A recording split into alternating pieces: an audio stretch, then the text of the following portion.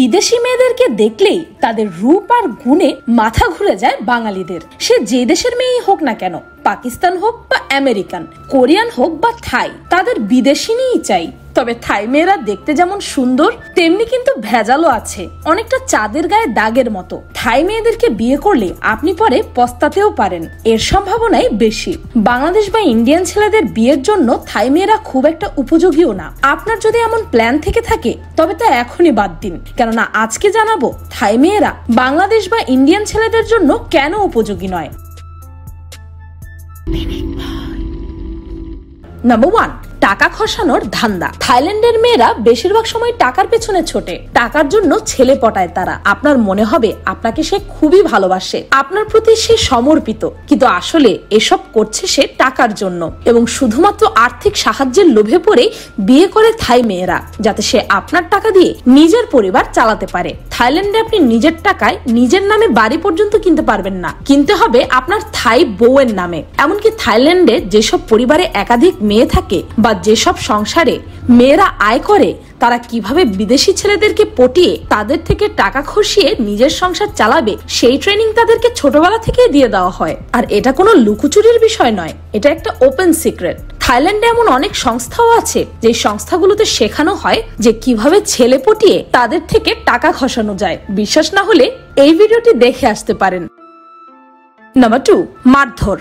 থাইল্যান্ডের মেয়েরা যে শুধু জেলাস ফিল করে তাই না, তারা এই জেলাসির মাত্রা নিয়ে যায় অনেক দূর পর্যন্ত। তাদের একটি পরিচিত সমস্যা আছে, যেটা হচ্ছে ডোমেস্টিক ভায়োলেন্স বা ফিজিক্যাল অ্যাবিউজ, মানে সহজ ভাষায় শারীরিক অত্যাচার, যেখানে ঈর্ষার কারণে তারা তাদের পুরুষ সঙ্গীকে বেধড়ক মারতেও দ্বিধাবোধ করে না। হ্যাঁ, আপনি একদম ঠিক শুনেছেন। আপনি যদি গ্রহের সবচেয়ে ভালো মানুষটাও হন, তারপরও তারা যদি একটি সম্পর্কে নিরাপদ বোধ না করে, তাহলে তারা মারধরও করতে পারে আপনাকে, যেখানে বাঙালি মেয়েরা কখনোই তাদের স্বামী বা প্রেমিকের গায়ে হাত তোলার কথা ভাবতেও পারে না। নাম্বার 3, যৌতুক। বাংলাদেশের মতো থাইল্যান্ডেও কিন্তু যৌতুক প্রথা আছে। বাংলাদেশে এখনো লুকিয়ে লুকিয়ে যৌতুক নেওয়া হলেও থাইল্যান্ডে সরাসরি যৌতুক নেওয়া হয়। তবে পার্থক্য হলো এখানে যৌতুক দিতে হয় ছেলেদেরকে, মেয়ে পক্ষ যৌতুক তো দেয়ই না, বরং উল্টো নেয়, যা বাঙালি ছেলেদের পক্ষে মেনে নেওয়া অসম্ভব। সারা জীবন নিজেরা যৌতুক নিয়ে এসেছে, যৌতুকের বদলে এখন নেয় উপহার। সেখানে যদি বিদেশিনীকে বিয়ে করতে গিয়ে যৌতুক উল্টো দিতে হয় তবে কেমন লাগবে।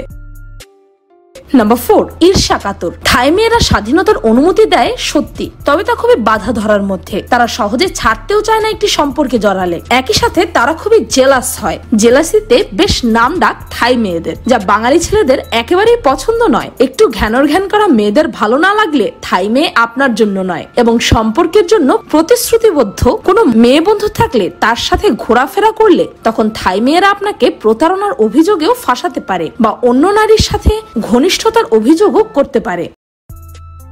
নাম্বার 5, একাধিক সম্পর্ক। ছেলে হোক বা মেয়ে, একটি সম্পর্কে থেকে আরেকটি সম্পর্কে জড়ানো আজকাল আর পুরনো বিষয় নয়, তা যে দেশেই হোক না কেন। তবে এতে নামডাক আছে থাই মেয়েদের। এদেশের ছেলেরা যেমন চিটিং করে, তেমনি এদরে পিছিয়ে নেই মেয়েরাও। মেয়েরা সমানতালে পাল্লা দিয়ে দুটো সম্পর্ক চালিয়ে নেয় একই সাথে। সুযোগ পেলেই ধোঁকা দেওয়ার চেষ্টায় থাকে তারা। নাম্বার 6, ব্যক্তি স্বাধীনতা। বাঙালি বা অন্য কোনো পশ্চিমা দেশের মেয়েদের তুলনায় থাই মেয়েরা তাদের সঙ্গীকে অনেক কম স্বাধীনতা দেয়। যেমন তাদের প্রেমিক বা স্বামী তার ছেলে বন্ধুদের সাথে ক্লাব বা পাবে যেতে বা ফুটবল খেলা দেখতে, এমনকি আড্ডা দিতে বা অন্য কোথাও সময় কাটাতে পারবে শুধু তখনই যখন তার স্ত্রী বা প্রেমিকা তাকে অনুমতি দেবে। অনুমতি নিয়ে গেলেই কেবল তারা যেতে পারবে, যেখানে বাঙালি বা পশ্চিমা দেশের মেয়েরা তাদের সঙ্গীকে নিয়ন্ত্রণ করে না। বাঙালি মেয়েদেরকে উল্টো নিয়ন্ত্রণ করে ছেলেরা, যা থাই মেয়েদের সাথে পারবে না। নাম্বার 7, ভাষা বিভ্রান্তি। ভাষার ঝামেলা তো রয়েছেই। বাঙালিরা বাংলায় কথা বলে আর থাইল্যান্ডের মেয়েরা থাই ভাষায়। দুই দেশের ভাষা পুরোপুরি আলাদা। বাঙালিরা কিছুটা ইংলিশে কথা বলতে পারলেও থাইল্যান্ডের বেশিরভাগ মানুষই ইংলিশের এও জানে না। ফলে কথাবার্তা আদান প্রদানে সমস্যা সৃষ্টি হবেই হবে। তাদের সাথে কথা বলতে হলে শিখতে হবে থাই ভাষা, কারণ থাইল্যান্ডে সাধারণত ইংরেজি ভাষা তেমন ভাবে শেখানো হয় না, তারা শেখার চেষ্টাও করে না। ফলে আপনাকেই শিখে নিতে হবে থাই, যা বাঙালি ছেলেদের কাছে উটকো ঝামেলা মনে হতে পারে, কেননা বাঙালি মেয়েদের সাথে কথা বলতে গেলে তাদের বেগ পেতে হয় না। নাম্বার 8, ধার্মিক। থাইল্যান্ডের মেয়েরা খুবই ধার্মিক বলে পরিচিত। তারা তাদের ধর্মকে অনেক মান্য করে, যা খুবই ভালো জিনিস। এটাকে নেগেটিভ বলা যেত না যদি তা সাধারণ মাত্রায় থাকতো। তবে এরা এতটাই ধর্মভীরু হয় যে আপনাকে ধর্ম পাল্টাতে জোর পর্যন্ত করবে, এমনকি অনেকটা বাধ্যও করতে পারে। সাধারণত বাঙালি ছেলেরা চায় বিদেশি নিয়ে এসে এদেশে থেকে তাদের ধর্ম পাল্টে তাকে বিয়ে করবে। থাই মেয়েরা বরং উল্টোটা করে, তারা সহজেই নিজেদের ধর্ম ত্যাগ করে না, সে যে কারণেই হোক। নাম্বার 9, সম্মান। থাই মেয়েরা যাকে তাকে সম্মান করে না। সম্মান তখনই পাবেন যখন তারা সম্মানিত বোধ করবে। রুড ও কর্কশ মানুষ থাই মেয়েরা পছন্দ করে না, তাই তাদেরকে তারা সম্মানও করে না। তাদের থেকে সম্মান পেতে হলে তাদেরকেও সম্মান করতে হবে, নিজেদের সমান ভাবতে হবে। বাঙালি ছেলেরা সাধারণত নিজেদেরকে বাড়ির কর্তা মনে করে এবং ডমিনেটিং হয়। থাই মেয়েরা এসব মোটেও সহ্য করবে না। এদিক থেকে বিবেচনা করলে বাঙালি মেয়েদের এই বিষয়টা থাইল্যান্ডের মেয়েদের থেকে শেখা উচিত। নাম্বার 10, গুরুত্বের তালিকা। পরিবারের প্রতি অনুগত থাকা খারাপ কিছু না, তবে এ ব্যাপারে আগেই আলোচনা করে নিতে হবে থাই মেয়েদের বিয়ে করতে চাইলে। কারণ আপনাদের সম্পর্ক যতদিন হোক বা যতই শক্তিশালী হোক না কেন, থাই মেয়েরা সাধারণত নিজের পরিবারকে গুরুত্ব দেয় সর্বাগ্রে। গুরুত্বের তালিকায় আপনি সবসময় পরেই থাকবেন। বাড়িতে ফিরে যদি দেখে পরিবারে কোনো ঝামেলা হয়েছে, সেক্ষেত্রে সে সবার আগে সেদিকেই নজর দেবে। এ সময়ের মধ্যে আপনি তার কাছে কোনো দাম পাবেন না, যাতে বাঙালি পুরুষেরা মোটেই অভ্যস্ত নয়, ফলে তারা বেশ অবহেলিত বোধ করবে, এটা নিশ্চিত।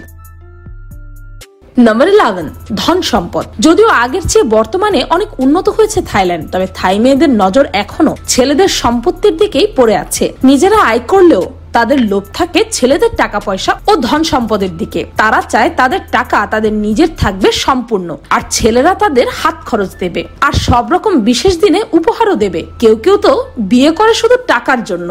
বাংলাদেশের ছেলেরা এমন কিছু শিকার হয় না, উল্টো মেয়েরা বাপের বাড়ির সম্পত্তিও স্বামীকে দিয়ে দেয়।